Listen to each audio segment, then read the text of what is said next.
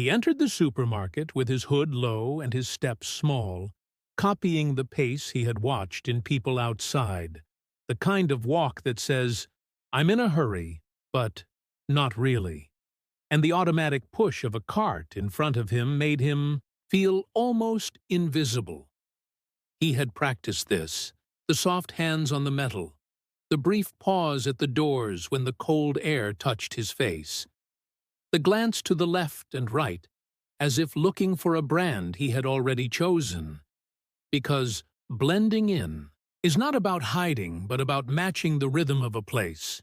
The lights above hummed a steady note, and the floor shone with a thin layer of reflection, so clean he could almost see his shape if he dared to look down. He did not. He focused on the first aisle, fruits and vegetables, and watched how humans touched things to decide their value. Thumb on an avocado, gentle squeeze, lift an apple to the nose, short breath, roll a lemon in the palm, check for weight. Weight mattered here, smell mattered, color mattered in a way charts never show. He mimicked the gestures with care, learning quickly that too much pressure bruises, that good fruit feels firm but not hard, that people choose with more than logic. Beside him, a child asked if grapes count as candy, and a tired parent said, "Sometimes," which taught him that rules here bend for sweetness and quiet. He placed 2 apples in his cart because 2 felt like a human number for one person plus a guest, and the idea of being a person with a guest made something warm move in his chest. In the next aisle, the brands multiplied like stars on a clear night. Cereals stacked higher than his shoulders, each box shouting with bright colors, and promises he did not understand. More fiber, less sugar, new flavor, now with extra crunch. Crunch, he decided, must be a kind of joy, a small break in the soft routine of eating. And he picked a plain box with a picture of a field, because the field looked calm. He copied the way people read labels, eyes moving, head tilting, even though the tiny letters told him nothing he needed. Still, the act of reading was part of the disguise. A worker in a vest pushed a cart of boxes and nodded at him. He nodded back, learning that small greetings are like tiny bridges, quick to build and strong enough to carry a moment. He kept moving, never too fast, never too slow. He learned the polite dance of carts in narrow spaces, pull to the side, let someone pass, smile with lips but not with teeth, say sorry, even when there is nothing to be sorry for. He studied the shelf of sauces and saw 1,000 versions of the same idea. Salt, acid, spice, sweet.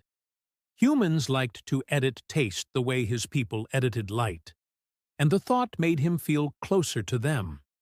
He chose a jar with a simple label and held it up to the light as others did, not to see through it but to complete the gesture. At the freezer doors, his breath made a small cloud, and he wondered if anyone else watched the way cold turns air into something you can see for a second, a ghost of the inside leaving the box. He wiped the fog with his sleeve, the way the man beside him did, and selected a bag of vegetables because the picture showed a family smiling and he wanted to move in the direction of that smile. He listened to the language around him. 2 for 1. Club price. Limited time. Limited time, he thought, is what this whole visit is. And the phrase made him stand a little straighter. He practiced the sound of normal. Cart, wheels rattling, plastic crinkling, scanner beeping in the distance like a small bird that never gets tired. He compared his hands to other hands and copied the way fingers rest on a cart when the mind is busy. Not gripping, just touching, as if contact itself keeps things steady. In the bread aisle, he learned the joy of soft. People pressed the bag, gently, seeking a cloud inside plastic, and he did the same, surprised by how comfort can be measured by how a loaf returns to shape after a squeeze. He watched how couples chose things together, the way one person asked and the other person answered without speaking. A lifted brow, a half smile, a shrug that meant either is fine. And he tried a shrug when he passed a mirror panel, testing how an answer could be a shoulder instead of a word. He practiced the cashier's line before he reached it, in case anyone spoke to him. Place items on the belt with labels forward, keep the cart behind you, step to the pin pad when told, tap the card, look at the screen like numbers matter, even if money is a solved problem on his ship. He repeated a sentence until it felt smooth. How are you? Good. And you? Good. Good is a code here, he realized. It means we are strangers, but we agree to be gentle. He passed a display of flowers in buckets of water and saw a woman choose one bright sunflower, and he understood that people sometimes buy a piece of the sun to carry home because the day needs help being warm. He almost took one, then remembered that standing too long in one place draws eyes. He kept moving. He watched for patterns that would betray him. Steps too precise, turns too planned, eyes too still. He added small errors on purpose. A pause to compare two jars that were the same, a second look at a sign as if he was hunting a discount, a sigh at a long line to prove he belonged to time and its tiny delays. He kept his hood low because faces carry stories, and his story had too many blank pages for anyone to trust. Near the dairy section, he picked up a carton of milk and set it back quickly when he noticed dates printed near the top. The numbers told him how long the milk would be safe, and he translated the code in his mind, grateful for a rule he could see. Safety here came with calendars and caps that click. He liked that. He added eggs to his cart and learned to open the box and check for cracks, as if testing for broken moons. None were broken, so he took them and felt a small thrill at passing a test that no one gave him. A child in a red jacket stared at him, and he looked away, then back, then smiled the way he had seen tired men smile at curious kids, soft and quick. Nothing to keep. The child waved a sticky hand. He lifted his fingers in reply and kept going. Heart steady. Steps even. Every aisle taught him something. Pasta is a road you boil. Tea is a quiet in a cup. Soap is a promise to be new again. He realized his disguise was not only cloth and hood, it was attention. To blend in here, he had to care about what they cared about, at least for a while. Fresh, cheap, quick, tasty, familiar. He let those words fill his head like labels on invisible shelves. When he reached the end cap with "Today Only" signs, he placed an item in his cart for no reason but to honor the urgency. Maybe humans need small deadlines to feel the day. He moved toward the front, where beeps formed a steady rhythm and coins clinked like small stars in a pocket sky. He told himself he was learning well, that no one was watching, that the lesson today was simple: how to be one more person on a normal Earth afternoon. And for a long stretch of steps, it was true. He was a hood and a cart, and a list that did not exist, and the store breathed around him like a big calm animal that had accepted him as another warm shape moving through its ribs.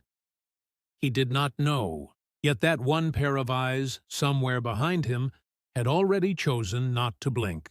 He turned the next corner expecting nothing unusual, only more shelves and signs and quiet human routines, but the world shifted in a way so small that only someone trying very hard to blend in could feel it. It was not a sound first. It was a sense, like the air behind him suddenly decided to pay attention. He kept walking, the cartwheels rattling over a loose tile, and practiced calm the way he had been trained. Shoulders relaxed, steps steady. eyes soft. But he could feel a stare burning gently into his back. Humans look fast, then look away. But this gaze did not flicker. It held. It studied. It recognized. He passed the end of the aisle and turned casually into the next one, pretending to examine a shelf full of cereal boxes, standing still long enough to mimic indecision. In reality, he was listening, not with ears, but with instincts he brought from farther than anyone here had ever imagined.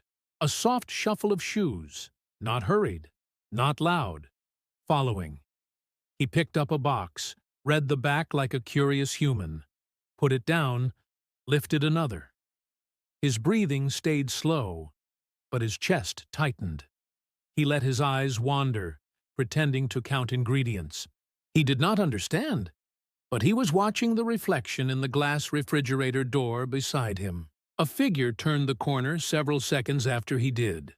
A woman, older, gray hair tied neatly, coat buttoned even though it wasn't cold. In one hand, she held a small handbag. In the other, a closed umbrella, gripping it not like someone expecting rain, but like someone prepared to act. She wasn't pretending to shop. She wasn't looking at products. She was looking only at him. He forced himself to move again, rolling the cart, though his hands felt colder on the handle. He walked toward frozen foods, where the aisles were longer and quieter. She followed. Always the same distance.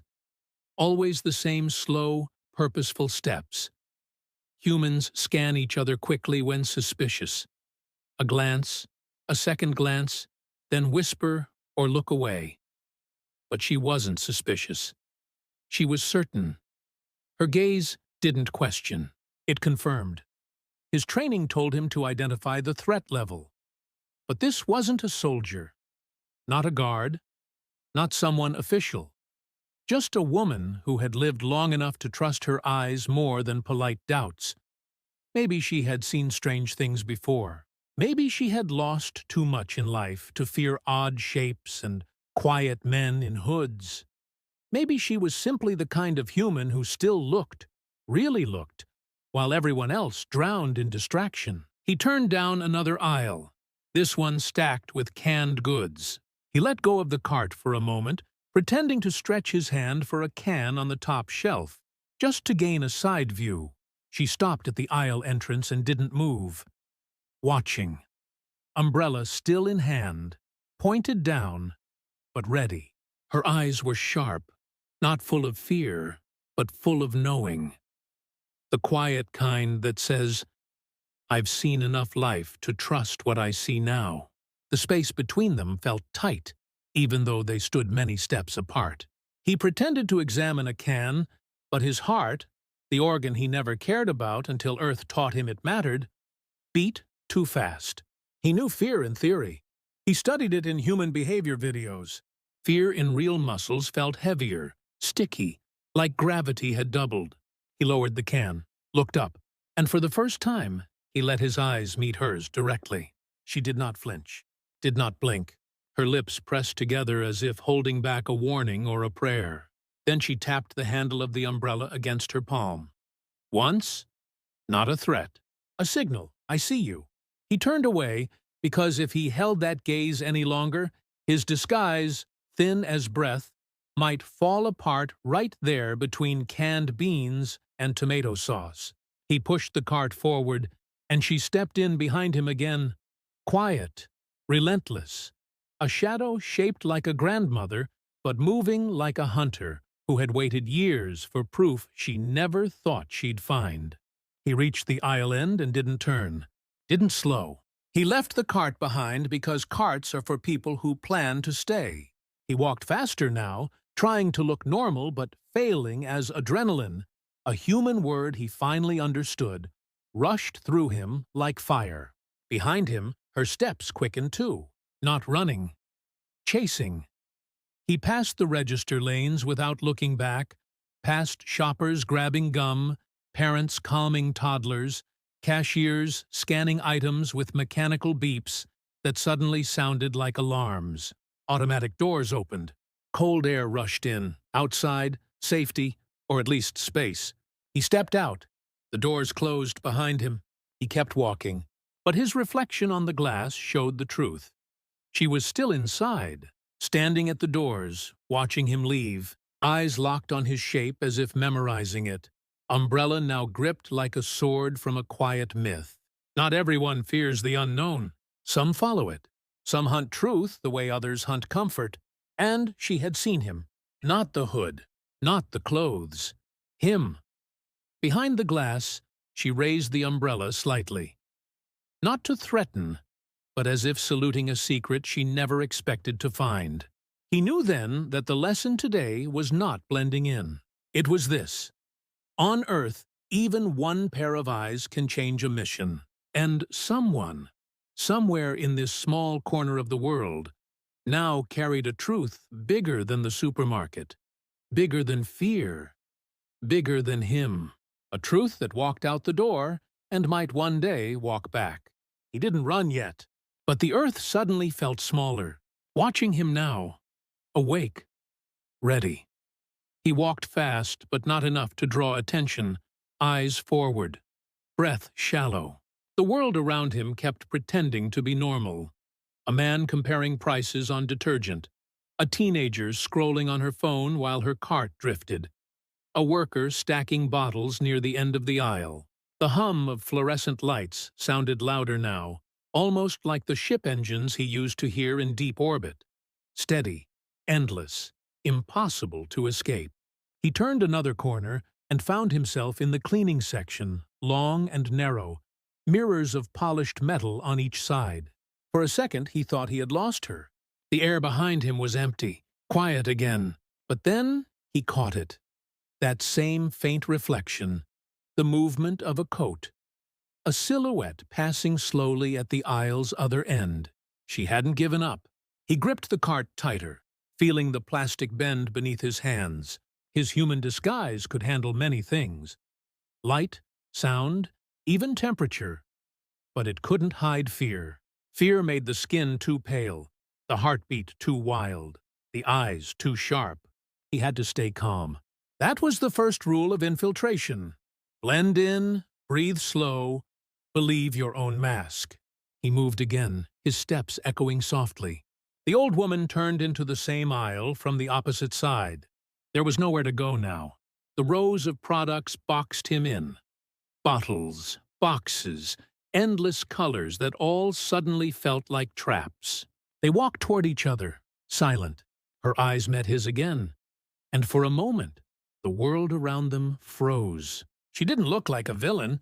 She looked like someone who had seen too much truth in her life to ignore another one walking in front of her. Her gaze wasn't full of fear. It was full of certainty. A calm kind of alarm that said, "I know what you are." He tried to speak, but his throat locked. No word would sound right. He reached for the first phrase he had learned that might sound human enough. "Excuse me," he said, voice low, slightly cracked, a borrowed sound from recordings. She didn't move aside. Instead, she whispered, "You don't belong here." The sentence was simple, but it hit like a siren in his head. Not because of the words, because of the tone. Not hateful, not angry, just true. He stopped pretending then. The cart rolled forward without him, wheels squeaking, bumping softly into a shelf. He looked around. No one else had noticed. The shoppers kept buying, kept scrolling, kept existing in their own small orbits. To them, he was just another person frozen between choices. To her, he was a break in the world's pattern. She took one small step closer. The umbrella in her hand trembled slightly, not with fear, but with energy. Human adrenaline, curiosity, disbelief. "What are you?" she whispered. He opened his mouth and closed it again. The words in his head were all wrong. Scientific, technical, meaningless to someone who thought in feelings instead of functions. He wanted to say he meant no harm. He wanted to say he was here to learn. But his tongue froze on vowels that didn't exist in this language. The silence stretched too long. A sound behind them, a cart rolling, a child laughing, reminded him the world still moved. He couldn't. He turned sharply, slipping past her. She reacted fast. Her hand shot out, brushed the fabric of his sleeve. The contact was brief but electric. For a moment, she saw it. Beneath the texture, beneath the disguise. Skin, not quite skin. Cold, smooth, faintly luminescent. Her eyes widened, but she didn't scream. She gasped, small and human, the sound of belief colliding with proof. He pulled away. She stumbled back against the shelf. Cans rattled. A few fell to the floor. The sound broke the quiet. People turned their heads. He had seconds. He pushed through the aisle, ignoring the startled looks, the confused murmurs. He could feel the heat of her stare even as he ran. She had seen him, not imagined, not guessed. Seen. He passed the checkout lanes, people stepping aside, a cashier calling after him. Outside, the automatic doors opened too slowly, and when he finally slipped into the open air, the sunlight hit him like a wave. It wasn't bright enough to hurt, but it reminded him he was exposed. Behind the glass doors, the woman appeared again. Her eyes met his through the reflection. His hood slightly fallen, her hand still holding the umbrella like a cross between weapon and question. They stayed like that for one breath, two, long enough for him to understand that discovery isn't always about shouting. Sometimes it's just a quiet agreement between two people who realize they can't unsee each other. Then he turned and ran. Through the parking lot, past cars, past people who shouted things he couldn't process. His heart pounded. Faster, heavier. The first real panic of his mission. He didn't look back, but he felt her still watching, memorizing the direction he went, the way his feet barely touched the ground, the way his shadow didn't quite match his body. And for the first time, he realized how fragile his cover had been all along. He wasn't just pretending to be human anymore. He was trying to understand why humans cared so much about truth, and why one pair of eyes could make an entire planet feel dangerous. He didn't stop. Running until the supermarket. Parking lot turned into quiet side streets. And those streets turned into a small alley behind a row of old brick houses. There, finally hidden from the heavy eyes of daylight, he pulled down his hood and let his breath stumble out of him in uneven bursts. Fear was not supposed to follow him here. He had trained for silence, precision, control. On his world, danger was predictable. Lines on screens, calculations, numbers that never lied. But humans were chaos wrapped in skin. They did not need equipment to detect him. They only needed instinct. And one woman had proven that instinct was a weapon stronger than any scanner. He leaned against a wall and closed his eyes. The sounds of Earth filled the air. Cars passing far away. A dog barking. A door slamming. Wind rustling leaves. Ordinary noises, yet they felt sharp now, like each one carried a warning. He touched the sleeve where she had grabbed him. The fabric still hummed with memory. For a second, in her eyes, he had not been a disguise. He had been himself. That was the danger he never prepared for. Not machines, not soldiers, not satellites, but one ordinary person seeing the truth. That was how legends began, and how missions ended. He straightened, listening. His body wasn't shaking from effort. It was shaking from something new, something he had only observed in others until today. Vulnerability. Humans walked around with it all the time, like a second skin.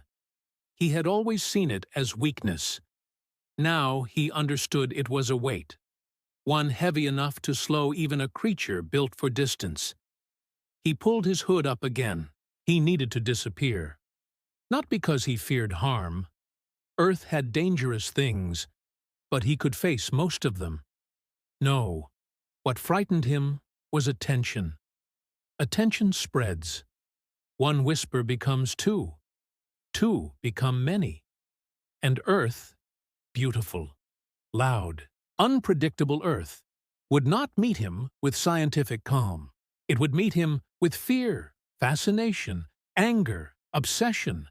Humans chase what they don't understand, sometimes to worship it, sometimes to cage it. He thought of the boy in the park, the one who asked if he was alone, a small human with open eyes and open heart. How different that meeting had been. How easy it was to be seen by a child and not feel hunted. Maybe children do not carry weapons in their gaze yet. Maybe they discover before they accuse. Adults, however, they have lived long enough to build walls around curiosity, turning it into suspicion, and once suspicion bites, it does not let go. A sound broke his thoughts, a soft click, metal against stone. He turned sharply. At the alley entrance, a man smoking looked at him briefly, uninterested, then walked away. Relief came slowly, like warmth returning after cold water. He could still blend, still move, but something had changed. He now knew the rules of this world were not as soft as its skies. He looked upward, where the clouds moved like restless thoughts across pale blue. Somewhere above them, farther than sight, his ship waited. If he sent a signal, they would retrieve him. Safety in the stars. Silence. No eyes watching. No trembling hands. No grandmothers with umbrellas who looked straight through skin and fabric. But he didn't signal. Not yet. Because fear wasn't the only thing that had followed him out of that store. Something else sat beside it. A thin thread of longing. A wish. A strange ache to stay and understand the very thing that scared him. Being known. He wanted to keep learning the human way of choosing fruit and tasting bread and nodding at strangers. He wanted to keep feeling the weight of a simple question asked by a child.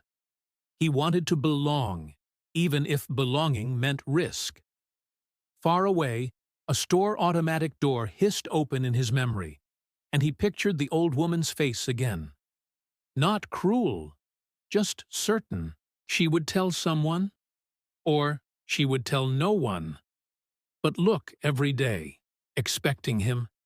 He had become a story without meaning to, a rumor forming in the air, walking through aisles with a hood and eyes too bright.